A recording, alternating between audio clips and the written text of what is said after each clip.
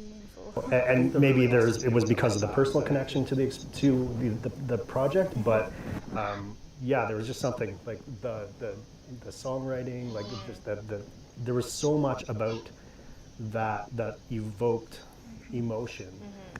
Yeah, just for me, it really kind of flipped the switch. It was really quite enjoyable. It was interesting. Yeah, it was. I remember the development process of it, and like you could feel that there was a shift in the way the entire story was going to go. Yep. We're going to try this really,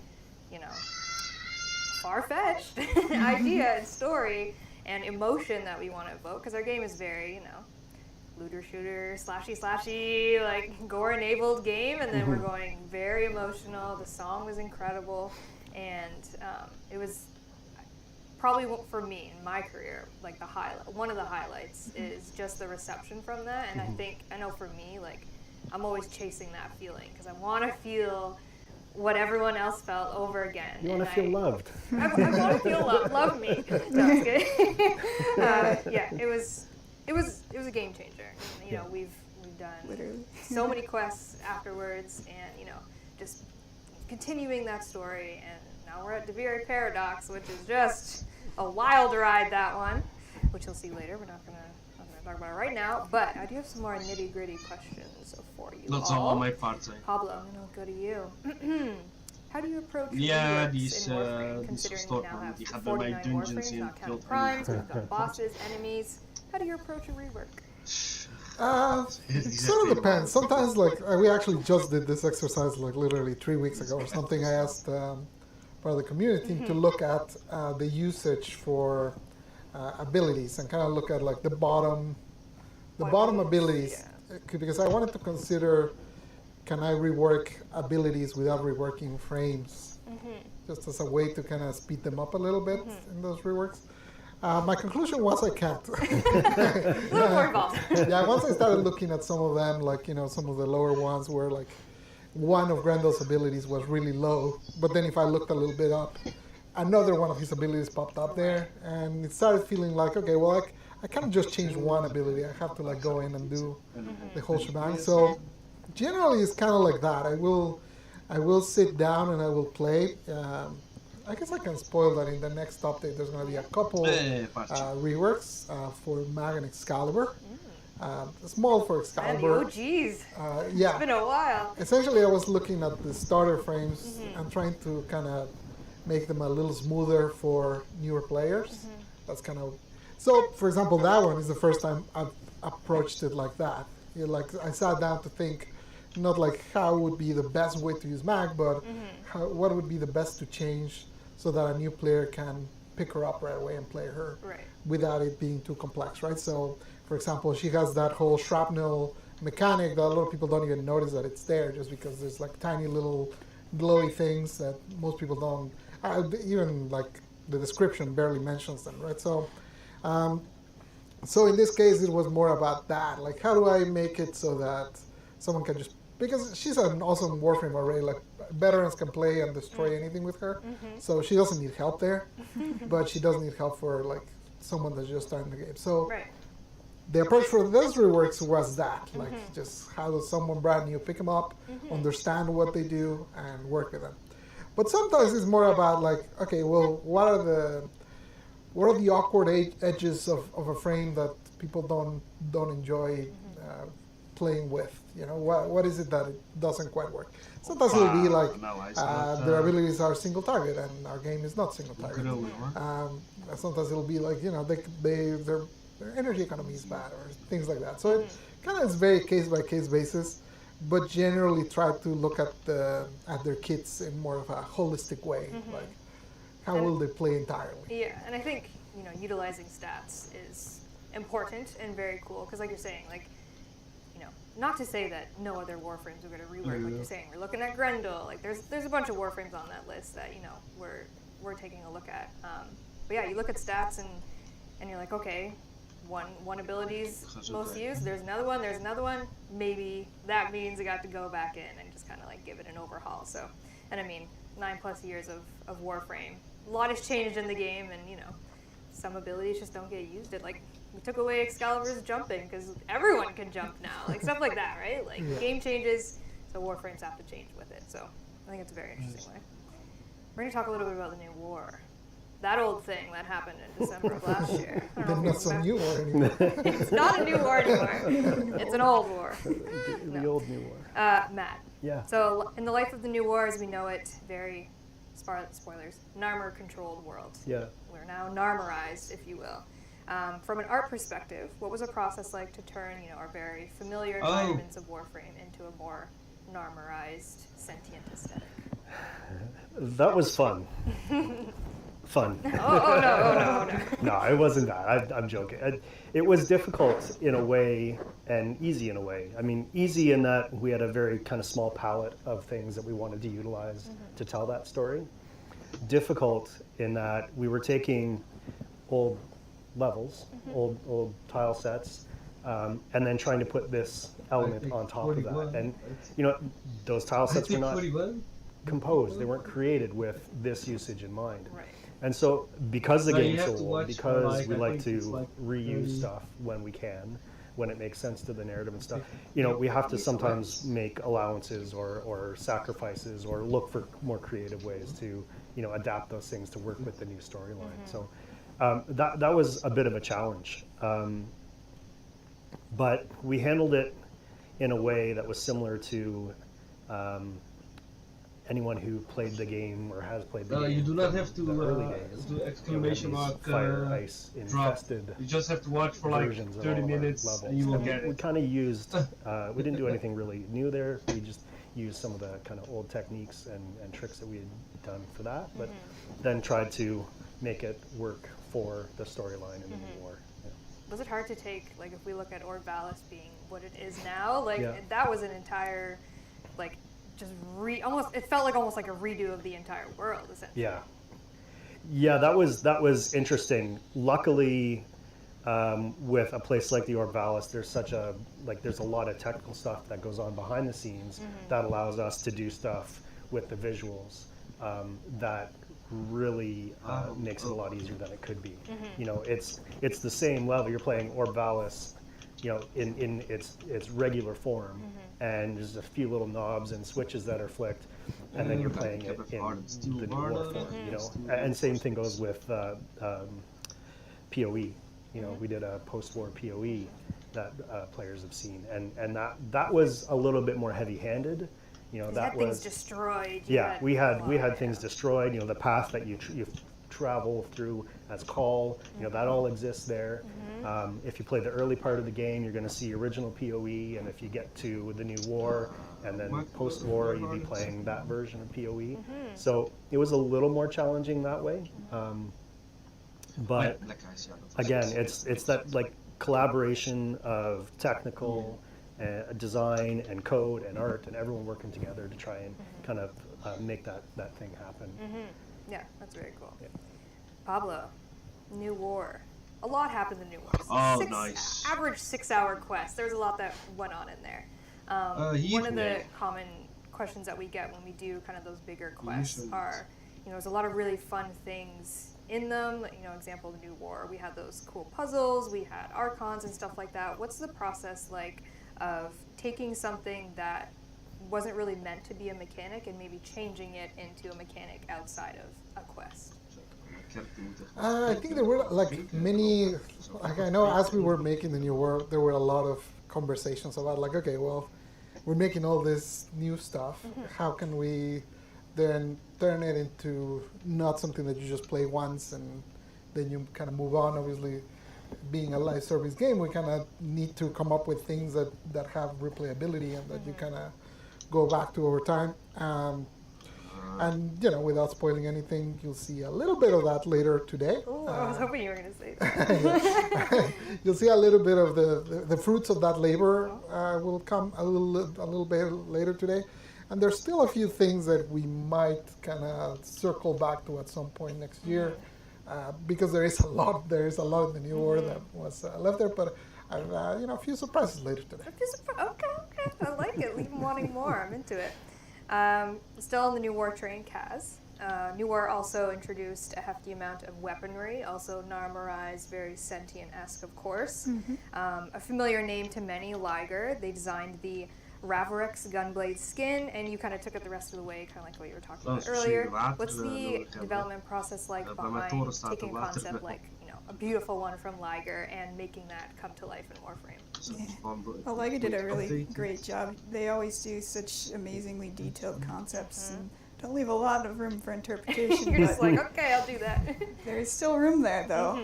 Once you bring it into 3D, there's a lot of new problems that arise. When you turn the object, does it look good from every angle? You have to see it from every angle. Does it look good from player perspective, etc.? So there's still room for interpretation there, and that's where I like to put in a little extra creativity in there. Enjoy watching these. It's really fun to work from Liger's concepts, though. Liger's insane, crazy, far-fetched, but very Warframe concepts. Yep. Yeah, love Liger. All right, we're going to go into a little Angels of the Zariman chat, shall we? Released this year, finally get to board that mystical unicorn that is the Zariman. We've made it. 9 years later, we get to board this ship. Pablo, where do you even begin to start designing a quest, characters, game modes, enemies, etc., kind of knowing the importance that the Zariman 10.0 has in the story? From the start of when we were sort of, obviously, a lot of the Zariman, like the look of it was developed from the new world, which is related to the previous question. Exactly. But from there, once the aesthetic of the Angels was established, it became very clear that you needed to fight those Angels because they were super cool. So sometimes, that's the cool thing about making games. Like, he can go in many directions. Sometimes it'll be like, I'll say like, hey, we need to do this for gameplay. Let's figure out the art. And sometimes it'll just be like, you see some art that is super cool, and it's like, oh, shit, we need to do something with that. So what do we do with this? Let's throw it in there. But the establishing of the Angels was very important. Obviously, I think the first traces of speaking of the Zariman were probably like Rhino's lore entry, something like that in the Rhinos? Codex. Oh, I see what you're saying. Right, Yeah, like yeah. Rhino's Going lore way entry in the back. Codex, like back in the Yeah. a billion years ago. Was it Rhinos or was it on Numbers? I can't remember. One of those. Actually, I think maybe in both. Now that I think about it. And anyways, obviously, the idea of how the Zariman sort of fit into the world has existed for a long time. But to bring it into something more concrete and something that could have a little bit more of the emotional stakes, with the crew being there, with them having a weird relationship to you, and with your two selves. Spoiler alert. That part was kind of what drove a lot of the narrative there. Once we knew that, and once we also knew that we wanted to start planting some seeds for something that you people Happens will see later later on. on today, basically that's where a lot of the ties for like the new enemies and some of that extra spice came from. And we've always had like the eye towards like, okay, well, what does the Zariman mean? The blocking of the void and what is on the other side, and all of that has been kind of. We're always working on one thing, and we always have the eye on like the next one or the next couple. That's kind of how we do. So yeah, that's kind of how I inspired it. We did know that it had been a while since we had made a game mode, since we did like Jupiter rework. I think it was the last time we did Disruption. Disruption, yeah. Right, so that I don't know how long it's been since that, but it's been a while since we've done a new game mode. So So we did 3. in classic fashion, we did 3 at one go. Yeah. Why not?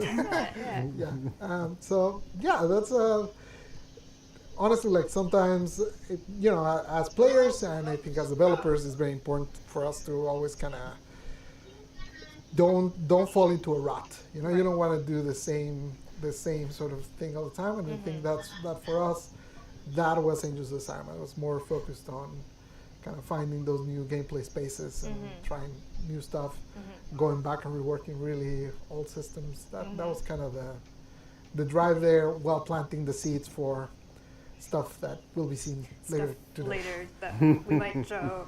Might not have any answer to this question, but is there anything that we worked on for Angels of Zariman that didn't end up shipping because it didn't feel right, or it just didn't have a place? I mean, there's like whenever we're ideating, there's always like a lot of things. At some point, it was gonna be 4 game modes instead of 3. Oh, of course. Why not? Why not? You know, Yeah. there was that. At some point, the incarnate weapons was a bigger thing that might be at some point. But you know, there's always like a lot of. If every idea you come up with ends up in the game, it's probably you're not coming up with enough ideas. So generally, a lot of the things that we come up with end up like, maybe later. You know? I mean, they're shelved and then they come out. You never know. Yeah. It's always good to have a backlog of good ideas. Exactly. It never hurts. Speaking of incarnate weapons, Kaz, you mentioned before, you know, there's a good amount of lore as well behind these incarnate weapons. Can you kind of share the kind of lore that we use to create incarnate weapons? Yeah, so a little bit of history there too.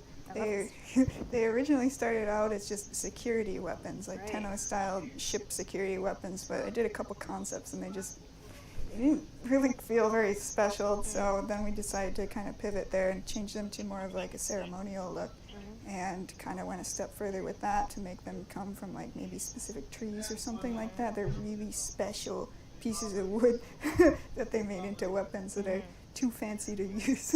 No one But of touches course this you tree use them. except to make a weapon of it. Yeah, like it's supposed to travel with the ship as sort of a remembrance of home when they go to the new system and all of that sort of thing. And when I was doing the incarnate modes, they have a little bit of like an animal influence to each of them. Like the tonfas, the void tonfas, are actually like a big horse shape if you look at it. I didn't even realize that. And the dual pistols from the shotgun, they're like a little like alien dog thing that's like ready What? to jump. I'm learning things today. Yeah. I had no idea.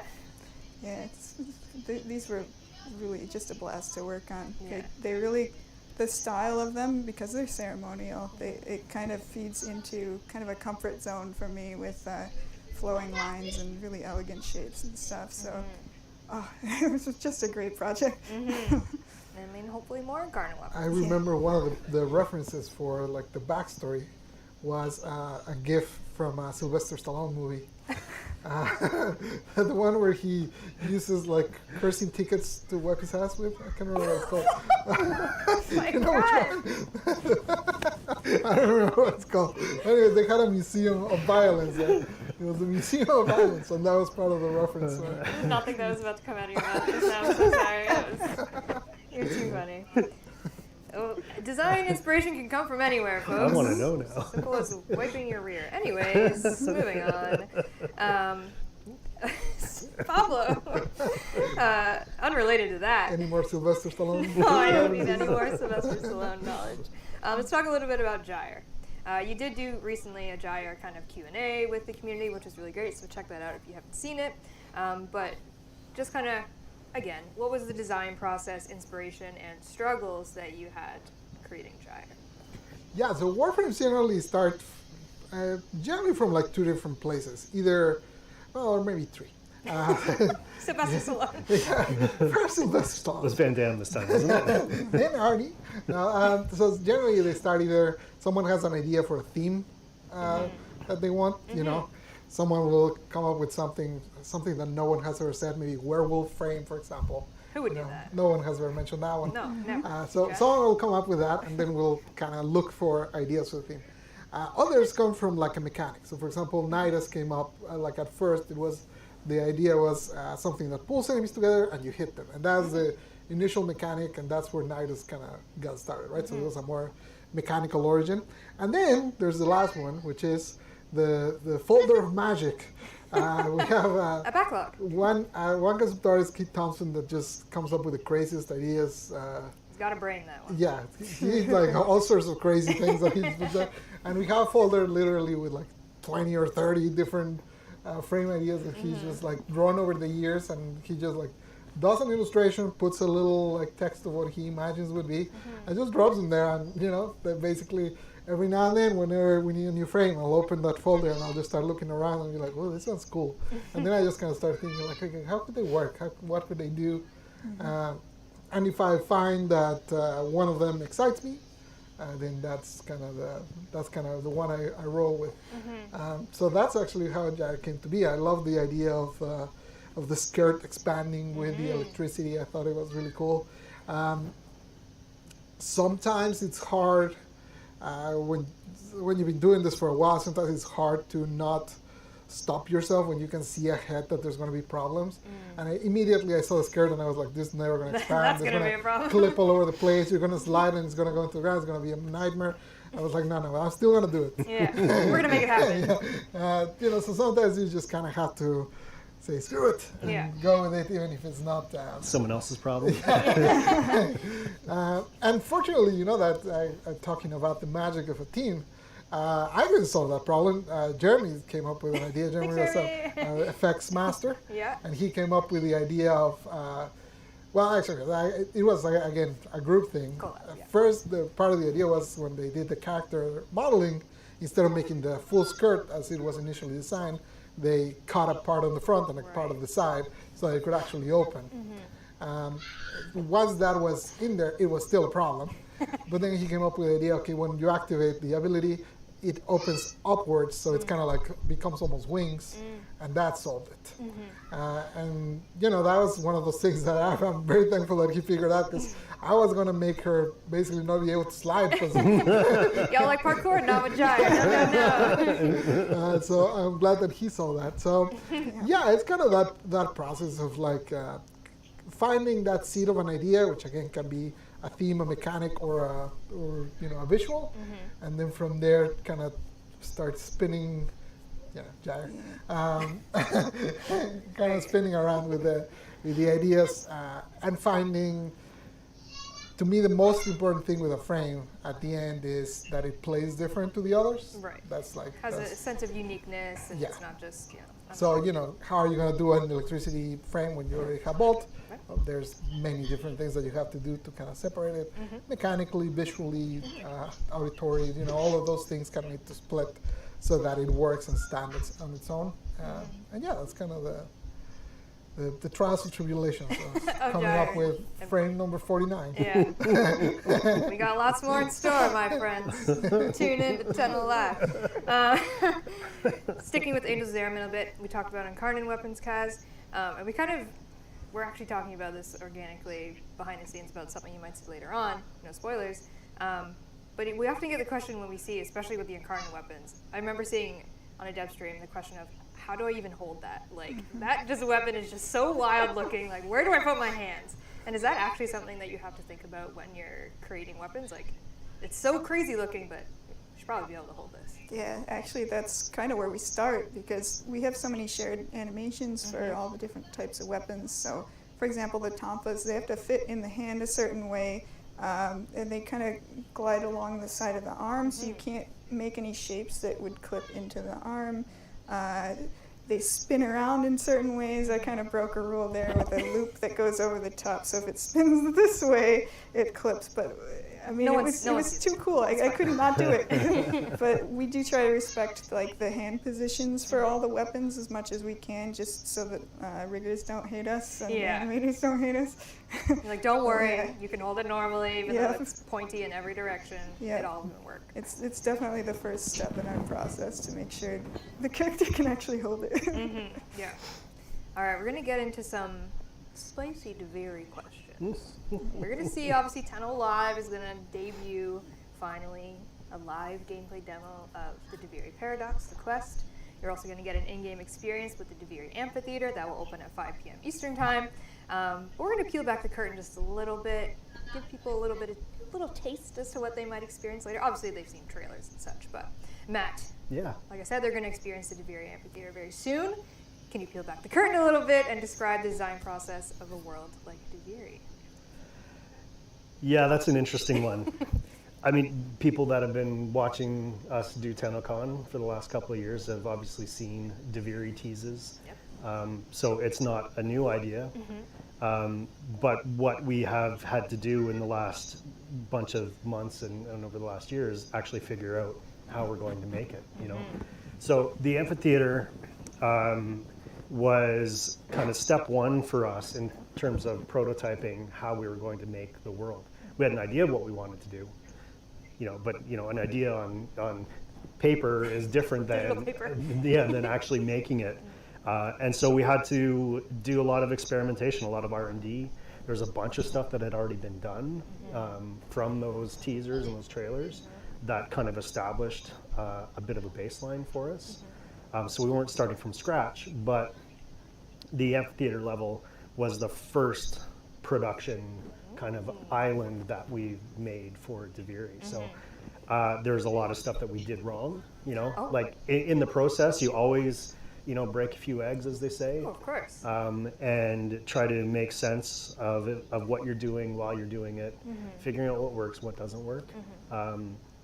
And I think one of the things that has been really great is that the concept art team that we have supporting us did so many great concepts of that stuff. Which you're going to see in the art panel. Continue. Awesome. And so it gave us a really great place to start from. And then we just kind of built on that. It was a really awesome team of people working on creating the bits and pieces of that. And we learned a lot of really great lessons that we were able to apply to the rest of the Deviri space that we'll see later on. And beyond today, there's lessons that we've learned from doing that. So, it's really kind of cool. It's an ongoing process. You're always learning new stuff. But the amphitheater was that testing ground. And I think it turned out really great. Like I'm cool. pretty happy and pretty excited to see what people are going to think of it, because we haven't done anything like this in Warframe. I think that's really great for us to, if we can be excited, then fans are going to be excited. So that's super important. So I hope that people are going to be as excited as we are to actually show it to them. Yeah, I mean, even going back to talking about Second Dream and like that feeling of like, oh, things are changing. Like I get that feeling from Deviri because it is so different, and we're going so. I mean, I can barely understand time travel, but I'm like, yeah, paradox. Let's do it. Let's make it real and crazy. Like it's visually, it's crazy, and everything in between. It's going to be a challenge. Yes. Like there's stuff that we've talked about wanting to do, and the goals that we have for the Deviri world. There's some challenging stuff there for us to consider and try to come together and try to figure out how we're going to do it. But I know we're going to pull it off, and I think it's going to be pretty awesome. Like I think it'll be a nice refresher for people who are used to what Warframe has been for the last couple of years. Yeah, and it's always fun with Warframe. Like, we've been working on this game, the same game, for a very long time, and when we get a chance to reinvent something in some way, it's refreshing for the dev team too. Like, it's so much fun to work in these new styles. Like, oh man, the Void Angel stuff, the Deviri stuff, it's so much fun to make new things like that. Speaking of new things, without spoiling too much, but we know horses exist in Deviri. They are a thing. We'll learn more about them later. But obviously, one has to ride a horse. There are many ways that one can ride a horse, but perhaps a saddle would be helpful. Yep. What's it like trying to create a saddle, perhaps, for a Deviri style horse? Yeah, so we weren't sure if that was going to work at all at first, because the horse shapes are weird too, just like everything else. Everything is weird. It's not an accurate representation of a horse at all. Yeah, they also like wiggle a lot, and like so there's only I had to find some shapes that would kind of compensate for all of that, and found that something that's kind of back heavy that the players are going to see more is going to look good too. So yeah, something around there. So you can expect some horsey saddles maybe in the near future. Yes. Back to Matt a little bit. Well, we're not going to see it today, but Deviri, like many of our other worlds, will have a form of wildlife. There is some wildlife you will see, but what you won't see but will exist are fish. I got a lot of questions about fish. I don't know what it is.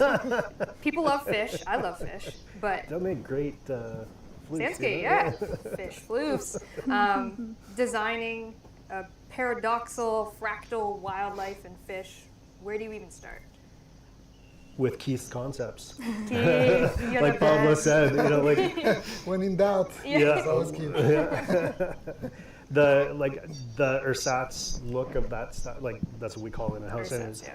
like that stuff is so interesting and unique, and it relies on so many different design elements. But like looking at them, it's a horse shape, it's a sheep shape, it's a owl shape, it's but it's not like anything you're going to see in the world. You know, like, and I think the really cool thing about that, based off of, like, riffing off of what Keith had designed and the ideas that we had for the story of the Deviri, there's it's not a fully realized world, and so there's elements of that play into the environment design, the character design, the animals design, Weapons too, yeah, of course. Like if we're doing it right, we're taking that idea and we're applying that theme and we're applying it to all the parts of the animal. Hey.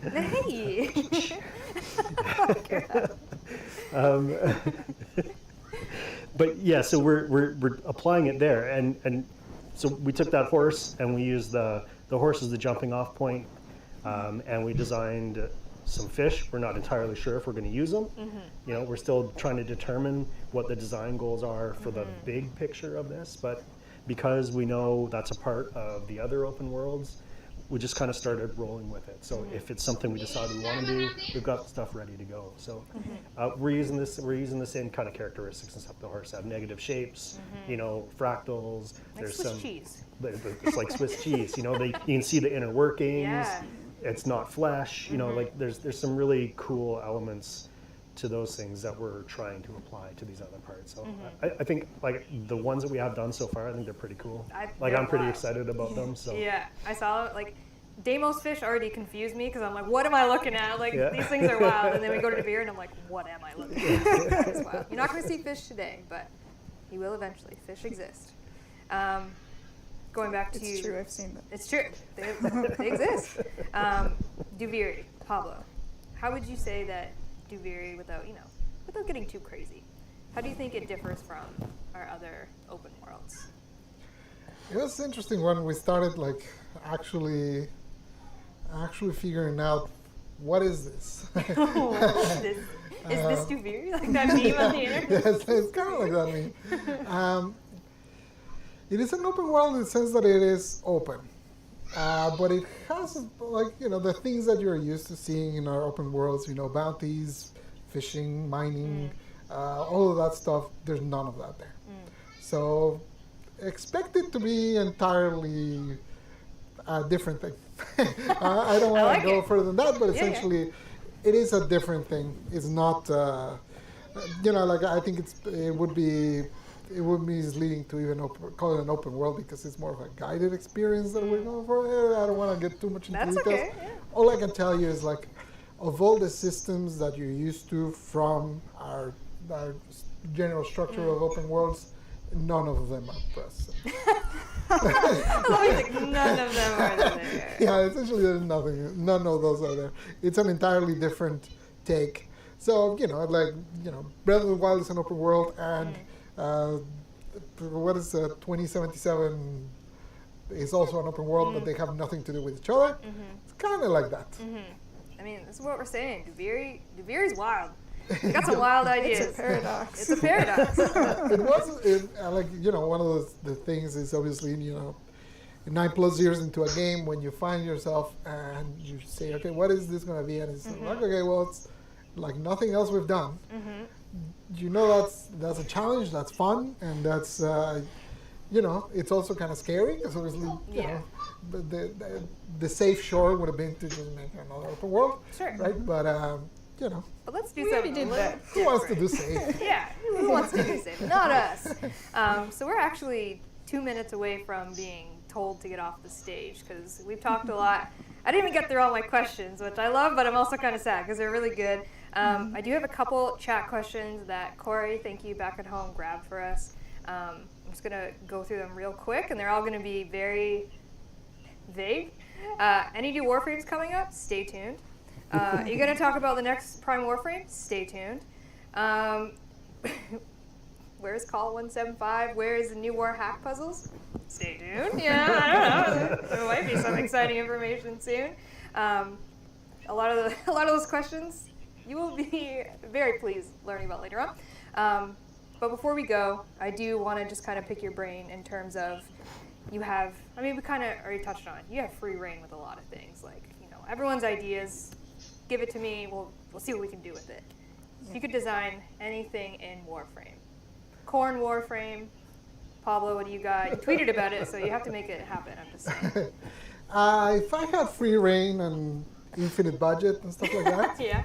I would love to make tools to allow players to make missions. That would be Oh, like that a would be Super the dream. Mario build your own level.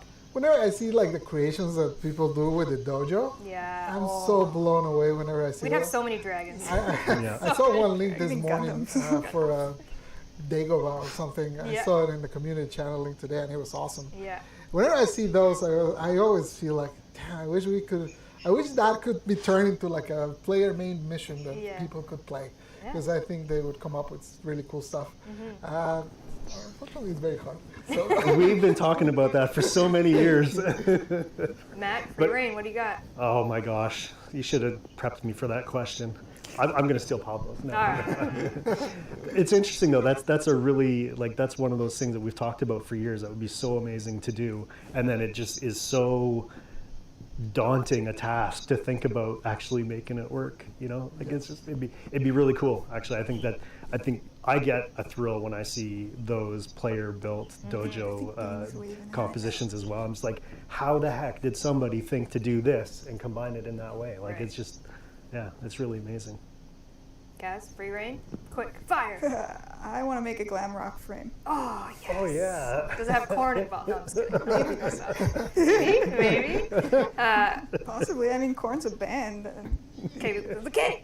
All right. Unfortunately, we are out of time for our live dev Q&A. I know, Dean, you were frantically waving at me. I'm so sorry. Thank you so much, Kaz, Matt, Pablo, for coming to this crazy stage and answering my cues with your A's. I appreciate all of you for being here. I'm so excited to show the work that you all have put in for Deviri. I'm very excited for them to finally see what the heck we're talking about, because we're being very vague. I know it's painful, but all will be revealed at 10 Alive. Next up, we do have, I believe it's the Art of Warframe panel. Daniel Sokolowski is joined by some really awesome people to show you never before seen stuff. So enjoy, thank you again, and we'll see you at 10 Alive. Hey everybody, Megan here to let you know that by watching this year's show on Twitch, you're going to earn yourself some incredible free items if you have your Warframe and Twitch account linked. Watching TENNOCON until 5 p.m. Eastern Time for 30 consecutive minutes will reward you with both the Veracruz Warfan and the Renala Sugatra. But that's not all.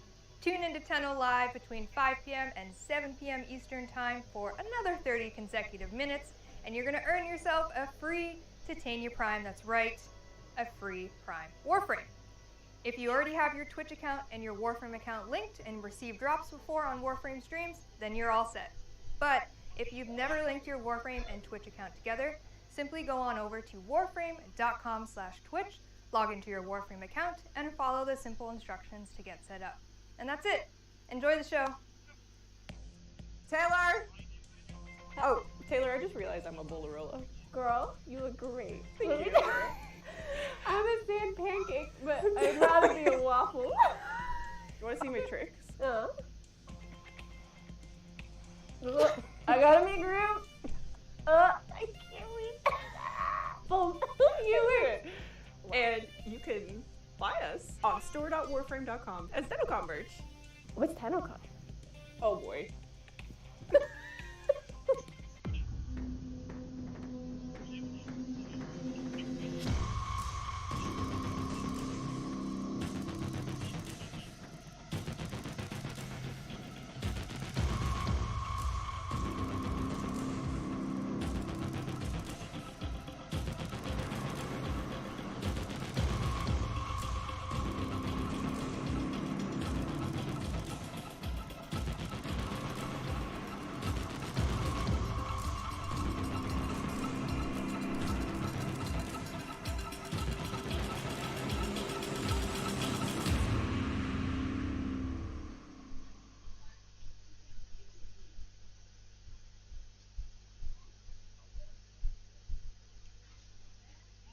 Demos was great because we had a lot of new enemies in the pipeline, which is great because You know, more content for the players, more fun stuff to animate.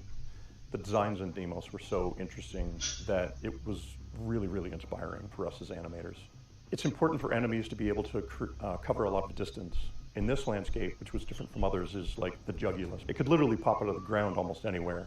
The jump scare moments are always fun to do, to essentially set the player up. And I think some of the enemies that do drop from the ceiling in this case, and it allowed enemies to kind of ambush the Tenno. With the Infested, you kind of get, like, they're a lot more instinctual. You know, the Therid, for instance, or the Leaping Thrasher, that long, sloppy arm. It reminded me of, like, if you've ever seen an octopus walking on land. It's hard because there aren't a lot of real-life examples of things that even look like that. So you kind of have to take where their weight is and how they would lumber through the landscape. But when you get a faction like the Infested, they're so different. To create the day-night cycle, Fast is up in the air, and then Vom pops up. That's the signal that the day-night change happens, and because of their sheer scale, you have to slow the animation down like so much. The team just, honestly, I think they really faithfully created a world that did the Infested justice. There is one enemy in Deimos that it's the giant floating orb that spit enemies out onto the ground. If you look closely, the little mouth might look familiar. If you look in the back of the orbiter, that's Helmut's mouth. We took the whole orb and rotated it back 90 degrees, and yeah. No. Yeah. Are you kidding? Yeah, no, yeah. Hey Tenno, Danny here. We're getting so much closer to unveiling some incredible surprises. Tonight at 5 p.m. Eastern Time, we'll be opening up the Duviri Amphitheater orbiting Earth in-game. Join your fellow Tenno for an up-close and very unique experience during the Tenno Live presentation. As a special thank you for joining us for TennoCon today, for the next 48 hours, you can claim a special operator and drifter cosmetic, the Stranger's Hood. This exclusive cosmetic is available right now on all platforms in the in-game market for 1 credit. Be sure to log in and claim yours. Bye, Tenno.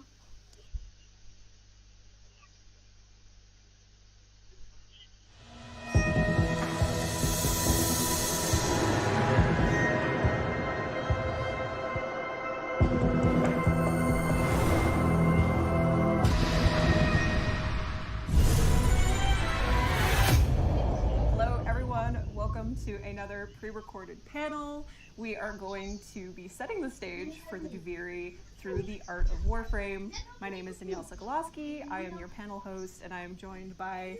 I think that's the first time I've heard it pronounced. My actual last name, I Sokolowski. was always like Soko. Now you know. Oh, wow. Now everyone knows. Good to know. Usually everyone just calls me Danny, which everyone can do here. I won't put the pressure on you for my last name. Yeah, I think that's it for me. But yes, I am joined here today by 3 wonderful panelists from the Digital Extremes art team. Might as well start over here with Eric. Hi. Hello, Eric. What How do are you you? do at DE? I'm Eric Vedder, Eric. and I'm the lead concept artist. Where do I look? I look over there?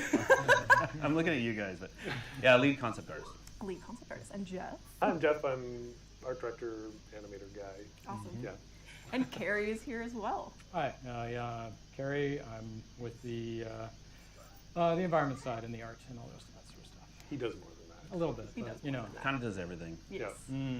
So today, actually, before we get into all of this, I want to thank Sarah from the community team, who is actually here today. She's going to be assisting us with presenting. Thank you, But big Sarah. thank you to Sarah Thanks, for Sarah. helping put everything together. And a big thank you to the art team, of course, who they're not all here, but we love our art team, and they do some incredible work. I also have to give a massive spoiler warning. We will be going through the new War Quest and spilling all of the beans on that. So if you haven't played the new War Quest yet, you have been warned, or even Angels of the Zariman Quest, just a heads up. But speaking of the new War Quest, did you guys know that over 1 million players have started playing? What? Nou, Bolle, ik ben weg. Oh nee, wacht even. Laat me kijken waar die kamer is. Ja. I just learned this the other day, actually, from Pascal. Maakt niet uit. Wat zegt hier dan weer allemaal?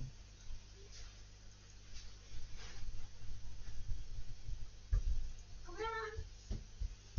Kom hier.